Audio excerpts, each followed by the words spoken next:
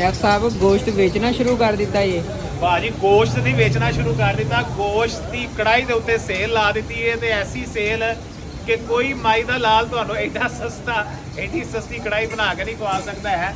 ਅਸੀਂ ਦਰਅਸਲ ਸਾਨੂੰ ਸ਼ੌਕ ਹੈ ਖਾਣਾ ਖਵਾਉਣ ਦਾ ਤੇ ਉਹਦੇ ਵਿੱਚ ਸਾਨੂੰ ਕੋਈ ਬਚਤ ਆਵੇ ਨਾ ਆਵੇ, ਸਿਰਫ ਸਾਨੂੰ ਬਰਕਤ ਮਿਲਦੀ ਰਵੇ, ਜਿਹੜੀ ਕਿ ਖਾਣੇ ਦੇ ਕੰਮ 'ਚ ਅੱਲਾਹ ਤਾਲਾ ਨੇ ਬਰਕਤ ਰੱਖੀ ਹੈ ਕਿ ਇਹਦੇ ਵਿੱਚ ਤੁਸੀਂ ਕੋਈ ਤੁਹਾਨੂੰ ਬਚੇ ਨਾ ਬਚੇ, ਤੁਹਾਡਾ ਫੇਰ ਵੀ ਨਿਜ਼ਾਮ ਅੱਲਾਹ ਤਾਲਾ ਚਲਾਈ ਰੱਖਦਾ।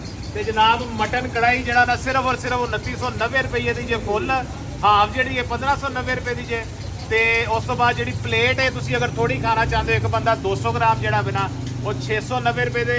ਤੇ ਬੱਕਰਿਆਂ ਦੀ ਕੁਆਲਿਟੀ ਵੇਖੋ, ਇਹਨਾਂ ਦਾ ਨਸਵਾਨੀ ਹੁਸਨ ਜ਼ਰਾ ਵੇਖੋ ਤੁਸੀਂ, ਤੇ ਤੁਹਾਨੂੰ ਤੁਹਾਡੇ ਮੂੰਹ ਦੇ ਵਿੱਚ ਕੱਚਾ ਗੋਸ਼ਤ ਵੇਖ ਕੇ ਪਾਣੀ ਆਏਗਾ, ਲੇਕਿਨ ਜਦੋਂ ਇਹ ਪੱਕ ਜਾਣਾ ਤੇ ਫੇਰ ਇਹਦਾ ਕੀ ਆਲਮ ਹੋਣਾ ਹੈ। ਅਸੀਂ ਨਾ ਤੇ ਭੇਡਾਂ ਖਵਾਉਂਦੇ ਜੇ, ਨਾ ਬੱਕਰੀਆਂ ਖਵਾਉਂਦੇ ਜੇ, ਤੇ ਨਾ ਹੀ ਛਤਰੇ ਖਵਾਉਂਦੇ ਜੇ। ਅਸੀਂ ਖਵਾਉਂਦੇ ਜੇ ਦੇਸੀ ਬੱਕਰੇ, ਤੇ ਦੇਸੀ ਬੱਕਰੇ ਅਗਰ ਖਾਣੇ ਜੇ ਤੇ ਘੱਟ ਪੈਸਿਆਂ ਦੇ ਵਿੱਚ 2990 ਦੇ ਵਿੱਚ ਮਾਵਾਂ ਬੱਚਿਆਂ ਨੂੰ ਨਹੀਂ ਖਵਾਉਂਦੀਆਂ ਮਟਨ, ਲੇਕਿਨ ਅਸੀਂ ਤੁਹਾਨੂੰ ਖਵਾਵਾਂਗੇ ਪਕਾ ਕੇ।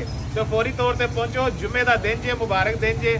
ਇਹ ਆਫਰ ਸਿਰਫ ਮਹਦੂਦ ਮੁੱਦਤ ਲਈ ਜੇ, ਉਸ ਤੋਂ ਬਾਅਦ ਨਾ ਕਿਹਾ ਜੇ ਕਿ ਜੀ ਸਾਨੂੰ ਤੁਸੀਂ ਸੇਲ ਦੇ ਵਿੱਚ ਸ਼ਾਮਲ ਨਹੀਂ ਕੀਤਾ। ਅੱਲਾਹ ਹਾਫਿਜ਼।